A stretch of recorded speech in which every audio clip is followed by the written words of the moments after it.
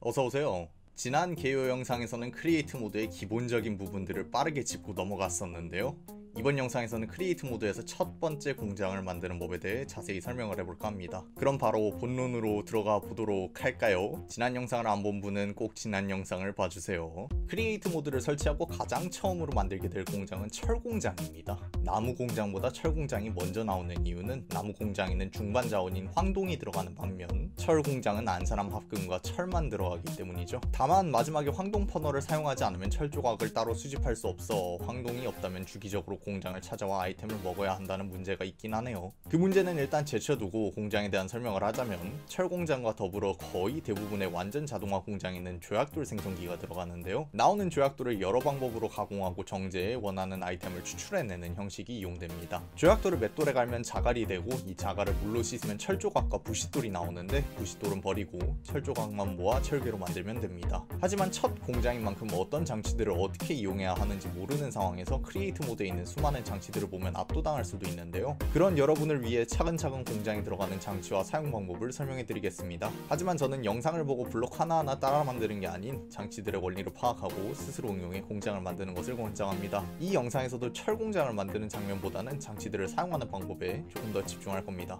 철 공장을 만들기 위해서는 먼저 조약돌 생성기를 지어야 합니다. 만드는 방법은 다양하지만 가장 효율적인 방법은 잎사귀 블록 안에 물을 채워 가둔 뒤 인접한 공간에 용암을 흘리는 건데요. 용암이 흘러 물을 채운 잎사귀 블록과 인접하게 되면 그 자리에 조약돌이 생기게 됩니다. 그 위치에 생긴 조약돌을 이제 자동으로 캐야겠죠? 만약 드릴을 포함한 여러 장치들을 원하는 방향으로 설치하는데 어려움을 겪고 계시다면 숙인 상태로 장치를 설치할 때 장치는 내가 보는 방향을 숙이지 않고 설치하면 내 쪽 방향을 보고 설치된다는 점을 기억하시면 될 것 같습니다.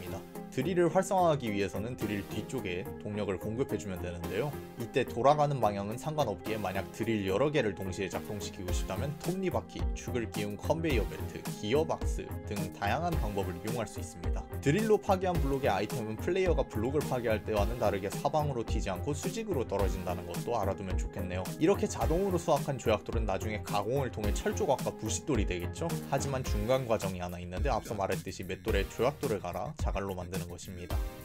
맷돌에 아이템을 갈려면 먼저 아이템을 넣어야 합니다. 맷돌 위에 아이템을 떨어뜨리는 게 가장 기본적인 방법이고 깔때기나 퍼널을 이용해 아이템을 옆에서 넣는 방법도 있습니다. 맷돌을 가동시키려면 맷돌의 옆에 톱니바퀴를 달거나 아래에 축을 연결해 회전시키면 됩니다. 맷돌이 간 아이템을 회수하려면 퍼널을 연결하면 되는데요. 이때 퍼널의 방향을 꼭 확인하셔야 됩니다. 퍼널은 출력과 입력 두 가지 모드가 있는데요. 숙이지 않은 채로 우클릭을 해야 출력 모드로 설치가 됩니다. 만약 실수로 퍼널을 입력 모드로 설치했다면 렌치를 들고 숙이지 않은 채 퍼널의 옆면을 우클릭해 방향을 바꿀 수 있습니다. 같은 맥락으로 렌치를 들고 여러 장치들의 옆면을 우클릭하면 장치를 회전시킬 수 있습니다. 퍼널 입출력 법칙에는 예외도 있는데요. 퍼널 앞에 퍼널과 수직으로 나가거나 들어가는 컨베이어 벨트가 있으면 컨베이어의 방향에 따라 퍼널의 입출력 여부가 정해집니다. 출력 모드로 설정된 퍼널은 연결된 상자나 장치에서 아이템을 빼 앞에 떨어뜨리는데 맷돌은 출력 모드 퍼널을 연결할 경우 편리하게도 가공하고 나온 결과물만 퍼널을 통해 나오게 됩니다. 이렇게 맷돌에서 나온 자갈의 마지막 가공 과정은 세척인데요. 모래에서 사금을 하듯이 자갈에서 철을 얻어내는 거라고 생각하면 될 것 같습니다. 전 영상에서 잠깐 설명했듯이 세척은 선풍기 앞에 물을 두고 선풍기를 가동시킨 뒤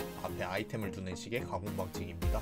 선풍기를 가동시키려면 뒤에 회전력을 공급해주면 되는데 이때 선풍기는 회전 방향에 따라 송풍과 흡입 중 하나를 합니다. 여기서 우리가 원하는 기능은 송풍인데요. 만약 흡입 모드로 선풍기가 돌아간다면 회전 방향을 바꿔주는 블록인 기어박스를 쓰면 됩니다. 기어박스는 회전 방향을 바꿔주는 것 말고 다른 기능이 하나 더 있는데 바로 축을 90도 꺾는 겁니다. 만약 축을 옆이 아닌 위나 아래로 꺾고 싶다면 수직 기어박스를 사용하시면 됩니다. 다만 회전 방향이 바뀔 수도 있으니 주의해주세요.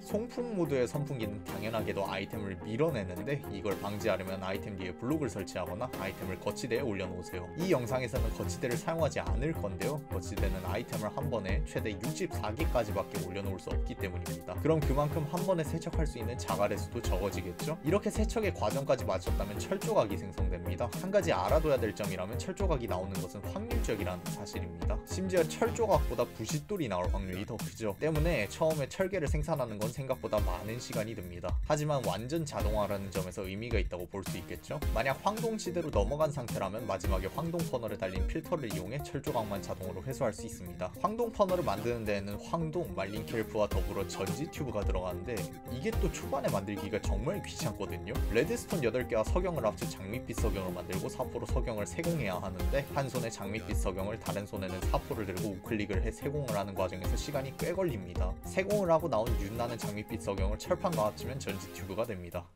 자, 이제 공장을 다 지은 것 같지만 사실 지금까지 한 건 장치들을 나열한 것밖에 되지 않습니다. 당연하게도 공장을 돌리려면 동력이 필요한데요. 여기서는 중간 정도의 힘을 낼 수 있는 풍력을 사용해 보겠습니다. 풀을 만들 슬라임볼이 없는 분은 물레바퀴를, 보일러를 만들 수 있을 정도의 자원이 되시는 분은 보일러를 이용하셔도 됩니다. 풍차 베어링 앞에 양모나 돛을 설치하고 풀로 블록들을 전부 연결하거나 풀을 사용하지 않아도 구조물과 연결이 되는 셰시를 이용해 풍차를 제작하고 풍차 베어링을 맨손으로 우클릭하면 풍차가 돌아가기 시작합니다. 셰시에 대한 자세한 설명은 미래의 다른 영상에서 하도록 하겠습니다. 하지만 장치에 문제가 하나 생길 텐데요. 그건 바로 장치가 돌아가는 속도가 아주 느리다는 점일 겁니다. 다행히 고급 장치인 회전 속도 컨트롤러가 없어도 회전 속도를 바꿀 수 있는 방법이 있는데요. 바로 큰 톱니바퀴와 작은 톱니바퀴의 크기 차이를 이용하는 겁니다. 작은 톱니바퀴는 이가 8개, 큰 톱니바퀴는 이가 16개 있습니다. 이의 수가 2배 차이 난다는 것은 큰 톱니바퀴가 한 바퀴 회전할 때 작은 톱니바퀴는 2바퀴 돌아야 한다는 뜻인데요. 이렇게 큰 톱니바퀴와 작은 톱니바퀴를 잇고 큰 톱니바퀴를 회전시키면 작은 톱니바퀴를 큰 톱니바퀴가 회전하는 속도의 2배의 속도로 회전시킬 수 있습니다.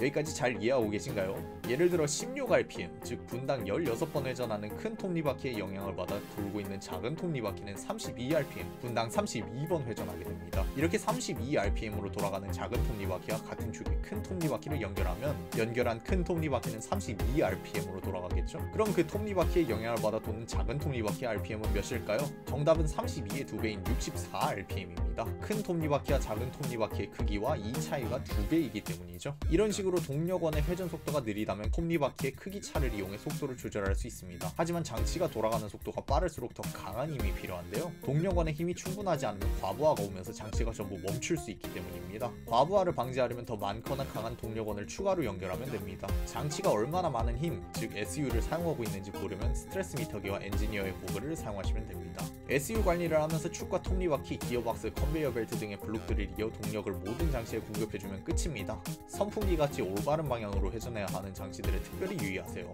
이렇게 철공장과 철공장에 들어가는 아이템들을 살펴봤습니다. 이해가 가지 않는 부분이 있다면 댓글로 물어봐주세요. 제가 아는 최대한으로 대답해드리겠습니다. 이번 영상에서 설명이 부족했던 부분은 차후 다른 영상에서 다루도록 하겠습니다.